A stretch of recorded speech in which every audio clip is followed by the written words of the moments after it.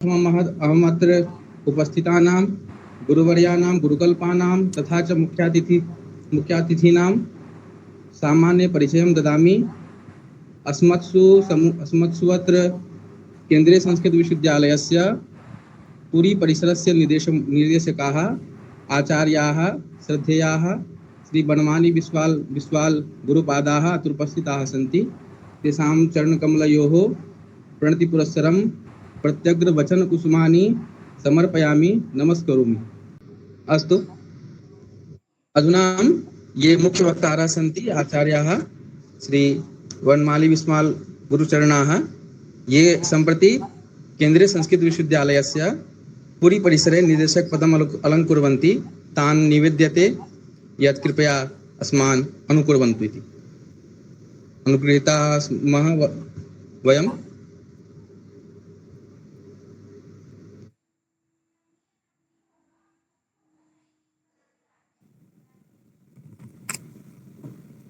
ध्वनिः श्रूयते? जी आं महोदय श्रूयते। नीलाचल निवासाय नित्याय परमात्मने बलभद्र सुभद्राभ्यां जगन्नाथाय ते नमः। वन्दे सुरभासां रम्यां हृद्यां सुललितां गिरं वन्दे विश्वमनोज्ञां तां वन्दे संस्कृतमातरम्। वस्तुतः मम अनारोग्यं वर्तते, शैत्यपीडितोऽस्मि। अतएव कदाचित् मम ध्वनिश्रवणे भवतां क्लेशः स्यात्। यावत् शक्यं किञ्चित् भाषितुम् अत्र अहं प्रयते। अहम् आकाङ्क्षा महोदयाम् उक्तवान् यत् स्वास्थ्यं सम्यक् नास्ति, तथापि अहं संयुक्तो भवामि, यथाशक्यं किमपि उद्बोधयामि। सर्वेषाम् अत्र स्वागतम् अभिनन्दनं च करोमि। संस्कृति विकास संस्थानेन आयोजितेऽस्मिन् अन्तर्जालीये संस्कृत सप्ताहोत्सव कार्यक्रमे तत्र भवतां समेषां हार्दं स्वागतम् अभिनन्दनं च विदधामि। मुख्यवक्तारः प्रोफेसर वैद्यनाथ मिश्र महोदयाः, समन्वयिकाः आचार्याः वीणा मिश्र महोदयाः, संयोजिका आकाङ्क्षा श्री महोदया, दीपक पांडे महोदयाः तथा अन्ये च ये अनया संस्थया सम्बद्धाः सन्ति, समेपि कार्यकर्तारः एवं अस्मिन् अन्तर्जालीये कार्यक्रमे ये च अन्ये विद्वांसः, शोधार्थिनः, छात्राः संलग्नाः सन्ति, तेषां सर्वेषाम् एकतन्त्रेण हार्दिकं स्वागतम् अभिनन्दनं च कृत्वा निर्धारितं विषयम् अवलम्ब्य किमपि वक्तुम् उच्छहे। निर्धारितो विषयो वर्तते आत्मनिर्भर भारतं साधयति च संस्कृतम्। विषयस्य महत्त्वम् अतिशायि। भारतम् आत्मनिर्भरं कर्तुं संस्कृतं तदङ्गतया विशिष्य वैदिकवाङ्मयं सर्वथा समर्थं वर्तते। अस्माकं परम्परा स्वीकरोति यत् एतद्देशप्रसूतस्य सकाशादग्रजन्मनः स्वं स्वं चरित्रं शिक्षेरन् पृथिव्यां सर्वमानवाः। भारतदेशः अन्यान् देशान् आत्मनिर्भरान् कर्तुं समर्थो वर्तते, करोति च। तदर्थम् अस्माकं यद् वाङ्मयं वर्तते, प्राचीनं वाङ्मयं, वैदिकवाङ्मयं, तत् सर्वथा समुपदिशति। अतएव भारतवर्षं विश्वगुरुः आसीत्, इदानीमपि विश्वगुरुः भवितुं शक्नोति। तत्र च कारणम् अस्माकं ज्ञानवैभवं, विद्यावैभवं। सर्वज्ञानोमयो वेदः, सर्वविधविद्यानां सर्वविधज्ञानानाम् आकरः वर्तते। सार्वभौमिक्याः वैदिकज्ञानपरम्परायाः न केवलं भारतीयसंस्कृतौ किन्तु भारतीयसमाजे च गभीरः प्रभावः अस्ति। अस्माकं वैदिकपरम्परा भारतस्य प्राचीनतमा धार्मिकी दार्शनिकी च परम्परा वर्तते, यत्र वेदाः सर्वोच्चाः मन्यन्ते। उच्यते च मनुस्मृतौ सर्वज्ञानमयो हि सः। वैदिकज्ञानस्य चत्वारि प्रमुखानि स्रोतांसि वर्तन्ते। तद्यथा ऋग्वेदः, यजुर्वेदः, सामवेदः, अथर्ववेदश्च। तदनु ब्राह्मणग्रन्थाः, मन्त्रब्राह्मणयोर्वेदनामधेयम्। ब्राह्मणग्रन्थाः, आरण्यकग्रन्थाः,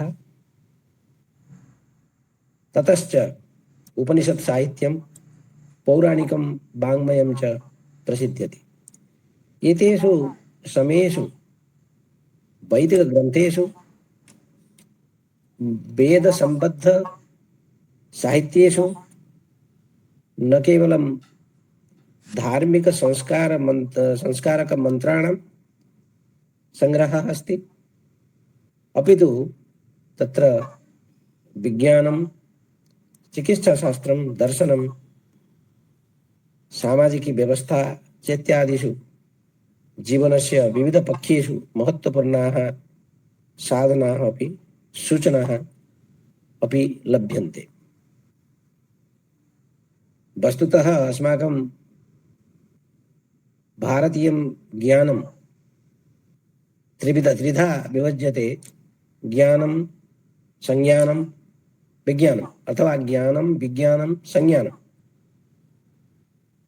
ज्ञानम् इत्युक्ते अस्माकं शास्त्राणि, दर्शनादीनि शास्त्राणि, न्याय, वैशेषिक, सांख्ययोग इत्यादीनि। विज्ञानम् इत्युक्ते तत्र ज्योतिषम्, आयुर्वेदः, योगशास्त्रम्, अन्यानि च वैज्ञानिकशास्त्राणि। संज्ञानम् इत्युक्ते धर्मः, व्यवहारः, स्मृतयः एते तत्र अन्तर्भवन्ति। वस्तुतः वैदिकज्ञानपरम्परायाः सार्वत्रिकता, तस्याः व्यापके सामग्रिके च दृष्टिकोणे निहिता वर्तते। वैदिकसाहित्यं न केवलं धार्मिक आध्यात्मिक विषयेषु, अपितु विज्ञान गणितादि प्रसंगेषु, खगोलशास्त्र, चिकित्साशास्त्रादि ग्रन्थेषु, दर्शन नीतिशास्त्रादिषु, विविधेषु ज्ञानक्षेत्रेषु अपि विस्तारं प्राप्नोति। अस्याः परम्परायाः विशेषतासु प्रमुखरूपेण केचन विषयाः अन्तर्भवन्ति। ते च तथा यद् बलेन वयम् आत्मनिर्भर भारतं कर्तुं समर्थाः भवेमः, ते च तथा सर्वधर्मसमभावः, ज्ञानस्य अखण्डत्वं, प्राकृतिकः वैज्ञानिकश्च दृष्टिकोणः, आध्यात्मिकता, नैतिकता, सामाजिकसंस्काराः, शिक्षायाः प्रसारः, तथा अन्ये च ये योगसम्बद्धाः ध्यानयोगादयः समेपि विषयाः। वैदिकज्ञानपरम्परायाः एतेषु समेषु प्रसंगेषु महत्त्वपूर्णं योगदानं वर्तते। वस्तुतः भारतीय समाजस्यैव वैदिकमूल्यानां ज्ञानस्य स्थापनायां प्रमुखा भूमिका वर्तते। वेदानां शुद्धं वैज्ञानिकं च ज्ञानं प्रचारयितुं समाजे आवश्यकं संस्कारं च आनेतुं भारतस्य विशिष्य संस्कृतविद्यायाः तत्रापि वैदिकविद्यानां महत् योगदानं वर्तते। वैदिकधर्मस्य मूलभूतसिद्धान्तानां प्रतिष्ठापनं प्रसारणं च अस्माकं पूर्वजैः महर्षिभिः महता प्रयत्नेन कृतं वर्तते। महर्षयः आचार्याश्च वेदानां सार्वत्रिकं वैज्ञानिकं च दृष्टिकोणं सजीवं कर्तुं प्रयतितवन्तः। वस्तुतः वेदेषु मानवतायाः सर्वेषां प्रश्नानाम् उत्तराणि दृश्यन्ते। भारतीय विद्वांसः वेदान् परमं प्रामाणिकं च स्रोतः इति मत्वा तेषाम् अध्ययनस्य प्रसारस्य च उपरि सर्वथा बलं महत्त्वं च प्रदत्तवन्तः। ते सर्वप्रसङ्गेषु वेदानां शुद्धं वैज्ञानिकं च दृष्टिकोणं प्रस्तुतवन्तः, येन जनाः तेषां वास्तविकं महत्त्वम् अवगन्तुं शक्नुयुः। ते वैदिकसिद्धान्ताधारेण सामाजिकसंस्कारविषये च स्वविचारान् प्रस्तुतवन्तः। ऋषयः मन्त्रद्रष्टारः भवन्ति, दर्शनात् ऋषयः भवन्ति, दर्शनात् ऋषिः। ते दृष्ट्वा एव ज्ञानं वितरन्ति। यद् ज्ञानं तैः दृश्यते तद् ज्ञानं मन्त्ररूपेण अस्माकं पुरतः वर्तते। अंधविश्वास पाखंडादि सामाजिक दोषान् विरुद्ध्य जनान् अवगतान् कृत्वा तान् वैदिकमूल्यानुसारं जीवनं जीवितुम् अस्माकं पूर्वजाः ऋषयः उपदिष्टवन्तः। सर्वधर्म समभावः वैदिक परंपरायाः मूलसिद्धान्तः वर्तते। अतएव वैदिक वाङ्मये उक्तमस्ति वसुधैव कुटुम्बकम् इति, अर्थात समग्रं जगत् एकं परिवाररूपम्, यत्र विश्वं भवत्येकनीडम् इति वैदिकवचनमपि अस्माकं परम्परायां प्रसिद्ध्यते। एषा च विचारधारा जातिविशेषस्य, धर्मविशेषस्य, संस्कृतिविशेषस्य वा सीमानम् अतिक्रम्य सर्वेषां मानवानां मध्ये समानभावं, भ्रातृत्वभावं पोषयति, प्रोत्साहयति च। ज्ञानं सार्वत्रिकं वर्तते। तत्र न कस्यचित् एकस्य समुदायस्य, समूहस्य वा अधिकारः इति वेदाः विश्वसन्ति। वस्तुतः एषः सिद्धान्तः समस्त मानवजातेः हिताय प्रवर्तते। एवं वैदिकज्ञानं सर्वेषां कृते मुक्तं सुलभं च वर्तते। मध्यकाले केचन अपवादान् किम् उच्यते जनश्रुति रूपान् अपवादान् प्रचारितवन्तः, यत् न स्त्री शूद्रौ वेदम् अधीयेताम्। परन्तु वेदे तथा न किमपि प्रमाणं वर्तते। वैदिककाले नैकाः ऋषिकाः विदुष्यः अभवन् इति भवन्तः जानन्ति। गार्गी गार्ग्यादयः, गार्गी, लोपमुद्रा एवं अन्याः बहवः ऋषिकाः अभवन्। एवं वैदिकज्ञानं सर्वेषां कृते मुक्तं सुलभं भवेत्। एतेन वैदिकज्ञानस्य प्रसारः सम्भवति तथा भारतस्य विकासः अपि सम्भवति, तथा विकसितभारतस्य स्वप्नः अपि साकारः भवितुम् अर्हन्ति। वेदेषु प्रकृत्या सह सामञ्जस्योपरि बलं दीयते।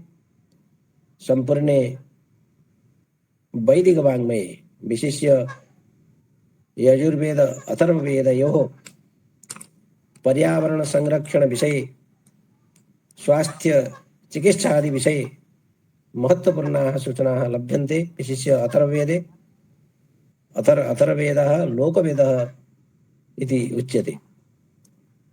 सम्पूर्णे वैदिकवाङ्मये पर्यावरणविषये सचेतनता दृश्यते। उदाहरणानि अहं अत्र न प्रस्तौमि, बहूनि उदाहरणानि द्रष्टुं शक्यन्ते। ते च विषयाः अद्यत्वे अपि प्रासङ्गिकाः वर्तन्ते। अद्यत्वे पर्यावरणप्रसङ्गे यत् सङ्कटम् अस्माकं समक्षं समुपस्थितं, पर्यावरणप्रदूषणसमस्या या वर्तते, तस्याः समस्यायाः निराकरणार्थम् अस्माकं वैदिकज्ञानं, वैदिकमन्त्रेषु समुपदिष्टानि साधनानि अवश्यम् उपकारकाणि सन्ति, तत्र सन्देहो नास्ति। अत एव मया उच्यते ते च वैदिकविषयाः इदानीमपि प्रासङ्गिकाः वर्तन्ते। वस्तुतः एतच्च ज्ञानं न केवलं प्रकृत्या किन्तु विज्ञानेन च सह गम्भीरं सम्बन्धं स्थापयति। वैदिकपरम्परायां धर्मस्य अध्यात्मस्य च महत्त्वं वर्णितमस्ति। एतेन आत्मनः शुद्धिः, मोक्षप्राप्तिश्च सम्भवति। पुरुषार्थेषु चतुर्वर्गपुरुषार्थेषु मोक्षस्य महत्त्वं प्रायः अस्माकं सर्वैः शास्त्रैः, विशिष्य दर्शनशास्त्रैः तस्य महत्त्वं स्वीकृतं वर्तते। आध्यात्मिकता, नैतिकता च आत्मानुशासन, सत्य, अहिंसा, करुणादि सिद्धान्तेषु आधारिता वर्तते। एते च सिद्धान्ताः मानवजातेः कृते उपयुक्ताः, हितकराः च भवन्ति। तस्य समर्थनम् अस्माकं पूर्वजैः, ऋषिभिः, महर्षिभिः पदे पदे कृतं वर्तते। वैदिकपरम्परायां सामाजिकसंस्कारस्य, न्यायस्य च विचाराः प्रमुखतया दृग्गोचरी भवन्ति। ऋग्वेदादिषु वैदिकग्रन्थेषु समाजस्य कल्याणाय आवश्यकं नैतिकं, सामाजिकं च आचरणं विविधप्रसङ्गेषु उपदिष्टं वर्तते। एते च सिद्धान्ताः अद्यतनीयसमाजसंस्कारस्य अपि प्रेरणास्रोतांसि भवितुम् अर्हन्ति। जातिवादः, बालविवाहः, सतीप्रथा, मूर्तिपूजा इत्यादयः सामाजिकदोषाः ये मध्ययुगे अस्मत्पुरतः समायाताः, ते दोषाः वैदिककाले तु न आसन्। नैकता, ऋषयः, समता, स्वातन्त्र्यं, न्यायश्चेत्यादि वैदिकसिद्धान्तान् सजीवान् कृत्वा समाजे प्रचलिताम् असमानतां दूरीकर्तुं प्रायतन्त। वेदेषु निहितं ज्ञानं, तत्रत्यः वैज्ञानिकः दृष्टिकोणश्च प्रोत्साहनीयः। यथा मया आदौ उच्चारितं, वैदिकवाङ्मये सर्वाणि वैज्ञानिकतत्त्वानि उपलब्धानि सन्ति। तत्र अहं न गच्छामि इदानीम्। अहं तु केवलं किं किं वैदिकवाङ्मये वर्तते, तेन भारतस्य हितं कथं भवितुम् अर्हति, भारतस्य विकासे वैदिकवाङ्मयस्य वैदिकज्ञानस्य कथम् उपयोगः कर्तुं शक्यते तद्विषये किञ्चित् सङ्केतः एव मया क्रियते। अत्र बहु वक्तुं न पारयामि, यतः स्वास्थ्यं तथा न अनुमनुते। धार्मिक वैज्ञानिकचिन्तनयोः सामञ्जस्यं स्थापनीयं वर्तते। वैदिकज्ञानस्य आधुनिकविज्ञानेन सह यत् सामञ्जस्यं वर्तते तद्विषये जनाः सूचनीयाः। वैदिकपरम्परायां शिक्षायाः विशेषमहत्त्वं वर्तते इति मया किञ्चित् पूर्वमेव प्रतिपादितम्। एषा शिक्षा न केवलं धार्मिकी आध्यात्मिकी वा भवति, अपि तु विविधविज्ञानस्य ज्ञानमपि तत्र अन्तर्भवति। एतच्च ज्ञानं यदि अस्माभिः एतत् कर्तुं शक्यते तर्हि यथा गुरुकुलपरम्परा गुरुकुलव्यवस्था पूर्वम् आसीत्, तस्याः गुरुकुलव्यवस्थायाः माध्यमेन यत् ज्ञानं प्रसारितम् आसीत्, यत्र शिक्षणे सर्वेषाम् अधिकारः आसीत्, महर्षयः शिक्षायाः महत्त्वम् अवगत्य महिलाशिक्षां स्त्रीशिक्षां प्रावर्धयन्त गुरुकुलशिक्षाव्यवस्थायाः पुनरुत्थानं कृत्वा सर्वेषां कृते शिक्षां सुलभां कर्तुं प्रयत्नः आवश्यकः। वैदिकध्यानयोगपरम्परां पुनः सजीवां कृत्वा तस्याः च जीवने समावेशं कर्तुं जनाः प्रेरणीयाः। वस्तुतः शारीरिक मानसिक आध्यात्मिक स्वास्थ्यस्य कृते एतेषां वैदिक ध्यान योगादीनाम् अभ्यासानां महत्त्वं परिवर्तते। वैदिक साहित्ये ध्यानयोगस्य विविधविधीनां विस्तरेण वर्णनं दृश्यते। ध्यानयोगविधिः शारीरिक मानसिक आध्यात्मिक स्वास्थ्यस्य कृते महत्त्वपूर्णो वर्तते। एताः सार्वत्रिकप्रथाः सन्ति, जाः यस्य कस्यापि धर्मस्य यस्याः कस्यापि संस्कृतेः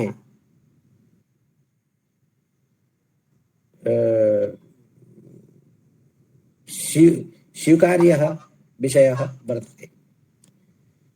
एवं स्पष्टीभवति यत् वैज्ञानिक ज्ञानपरम्परा वैदिकज्ञानपरम्परा अपि वैज्ञानिकज्ञानपरम्परा। वैदिकज्ञानपरम्परा केवलं धार्मिकी सांस्कृतिकी वा नास्ति, अपि तु तत्रत्याः विचाराः मानवतायाः हिताय कञ्चन समग्रं समावेशिनं च दृष्टिकोणं प्रददति।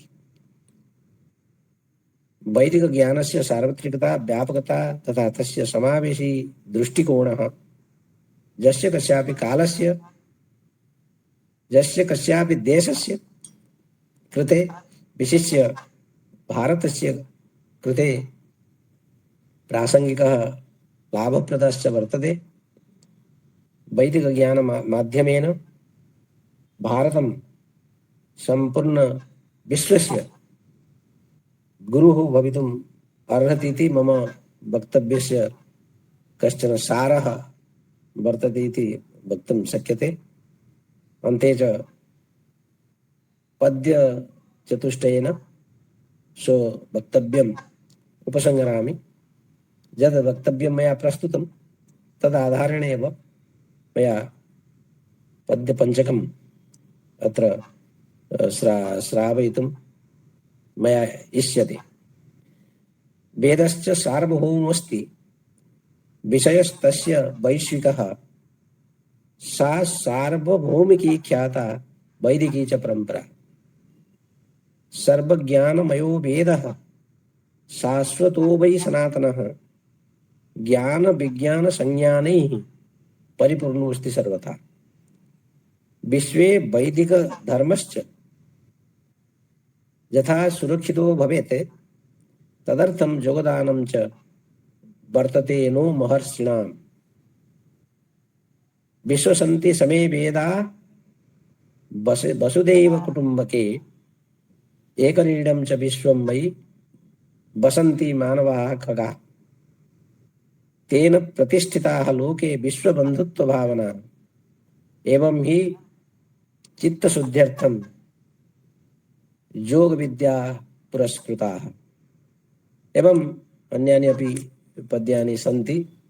बहूनि पद्यानि मया संस्कृतस्य विषये, वैदिक वाङ्मय विषये, वेद ज्ञान विषये मया लिखिता अस्ति। बह्व्यः कारिकाः सन्ति, परन्तु समयः वर्तते, मुख्यवक्तारः अत्र वर्तन्ते। तेषां मुखारविन्दात् वयं सर्वे श्रोष्यामः। मम कण्ठ इदानीम् अवरुद्धो भवति वस्तुतः शैत्यकारणात्, अत एव अधिकम् अनुक्त्वा विरमामि विस्तरात्। धन्यवादः।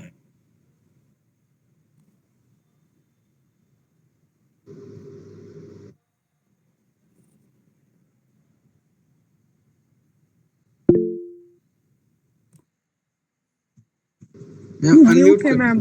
मैम आम् क्षम्यतां, भवतां समयः अमूल्यः वर्तते। एतादृशी समस्या समायाता, येन विलम्बः सञ्जातः, भवतः यत् अभिनन्दनं। संस्कृत जगतः लब्ध प्रतिष्ठः विद्वान्, संस्कृत मातुः संरक्षकः। यद्यपि बहुविध भाषाणां मर्मज्ञः, कवि कर्म निपुणः महोदयः, अंग्रेजी हिंदी ओडिया सर्वा भाषासु दक्षः, परं संस्कृत भाषायां विपुलं साहित्यं काव्यं च कृतवन्तः। जन्मना तु महोदयः उत्कलीयाः सन्ति। कर्मणा प्रयागराजः उत्तर प्रदेशः, देवप्रयागः उत्तराखण्ड, देहली तथा जगन्नाथपुरीम् अलङ्कृतवन्तः। तस्मिन् क्षणे महोदयस्य परिचयः मया न कारिता, मनसि एका भावना अस्ति। सम्प्रति महोदयः अस्माकं केन्द्रीय संस्कृत विश्वविद्यालयस्य परिसरे श्री सदाशिव परिसरे ओडिशायाम् आचार्यः निर्देशकाश्च सन्ति। महोदयानां शताधिकाः विविध भाषासु मौलिकाः सर्जनात्मकाः अनुदिताश्च ग्रन्थाः प्रकाशिताः सन्ति। कथा, नाटक, उपन्यास, ललित निबंध, यात्रा साहित्यादयः सम्मिलिताः सन्ति। महोदयैः काव्यतत्व समन्विति हस्तलेख शास्त्रं, भारतीय दर्शन कारिका, पाश्चात्य दर्शन कारिका सदृशाः अभिनवा शास्त्रीयाः ग्रन्थाः विरचिताः। दशाधिकानां सर्जनात्मकानां समीक्षकानां च शोधपत्रिकाणां शताधिकानां अङ्कानां सफल सम्पादकाः। एतत् अतिरिच्य 80-उत्तरैकशत शोधपत्र, 70 पुस्तक समीक्षा, 20 पुस्तकानां पुरोवाक् अथवा आमुखलेखनं, 20 रचयित्रीणां साक्षात्कारः बहु वर्तते। सर्वेषाम् अत्र उल्लेखः कर्तुं न पारयामि। सकृत् एव पद्यबन्धा एका पत्रिका वर्तते, यत् अहं चिन्तयामि यत् 2012तः निरन्तरं प्रकाशितं भवति। अस्याः पत्रिकायाः बहूनि प्रकरणानि सन्ति। एकं प्रतिवेशी शतकं वर्तते, यत् मह्यम् अत्यधिकं रोचते। तस्य यथा मङ्गलाचरणं भवता कृतं, समापनं च काव्यस्य निर्विघ्नं मे यथा भवेत्, तदर्थम् अत्र काव्यादौ मङ्गलं नु विधीयते। एतत् मङ्गलाचरणं वर्तते। अनन्तरं सज्जन वन्दनं वर्तते। काव्यादौ सज्जनं वन्दे वन्दे धर्मस्य रक्षकम्, आदर्शं नायकानान्तं प्रतिवेशिषु चोत्तमम्। नमस्करोमि साष्टांगं सुवन्द्यं प्रतिवेशिनं वन्दे सज्जन पर्यायं वन्दे सतां शिरोमणिम्। अस्मिन् प्रसंगे एव दुर्जनस्यापि वन्दना कृता महोदयेन। काव्यादौ दुर्जनं वन्दे वन्दे च प्रतिनायकम् एवं प्रतीकरूपेण वन्दे तं प्रतिवेशिनं। नमो नमः। बहूनि कार्याणि सन्ति, भवद्भ्यः समयः मह्यम् अस्माकं कृते भवतः बहु महती कृपा अस्ति। अहं धन्योऽस्मि। अस्तु, अग्रे कार्यक्रमः चालयतु दीपकः। सम्प्रति धन्यवादः। विद्या कीदृशी प्रौढा भवति इति सर्वेषां प्रसन्नाननानि सूचयन्ति। तो हि वयं समीक्षा कर्तुं तु समर्थाः न स्मः, गुरुचरणाः सन्ति अस्माकं, किन्तु अस्मिन् विषये ये विद्वांसः सन्ति ते एव समीक्षां कुर्वन्तु। यतोहि उक्तं वर्तते यद् विद्वान् एव जानाति विद्वज्जन परिश्रमं, न हि बन्ध्याभिजानाति महती प्रसव वेदनाम्। अतः ये समीक्षा कर्तुं समर्थाः ते समीक्षां कुर्वन्तु, वयम् आनन्दम् अनुभवामः। एतदेव पर्याप्तम् अस्माकं कृते। अन्येपि ये संस्कृत श्रोतारः सन्ति, संस्कृत ये छात्राः सन्ति अथवा अनुरागिणः सन्ति, तेषाम् एतदेव सौभाग्यं यद् विद्वांसाः अत्र आगच्छेयुः, अस्माकं मार्गदर्शनं कुर्युः, तथा च वयम् अनुकृताः भवामः इति। एतदेव अस्माकं कृते पर्याप्तं वर्तते। अस्तु। अन्याः सदाशिव परिसरस्य वरिष्ठाचार्याः निर्देशकाश्च न केवलं भारतवर्षस्य अपितु समग्रस्य संसारस्य नवोदिताः प्रतिष्ठापिताश्च कथानाट्यकर्तारः अस्माकं अदृष्ट पूर्वाः प्रायः स्वनामधन्याः बनमाली विश्वाल महोदयाः, येषां सम्बन्धे मया बहु श्रुतं वर्तते। महोदयानां दर्शनेन व्यक्तिगत रूपेण अहं बहु कृतार्थो भवामि।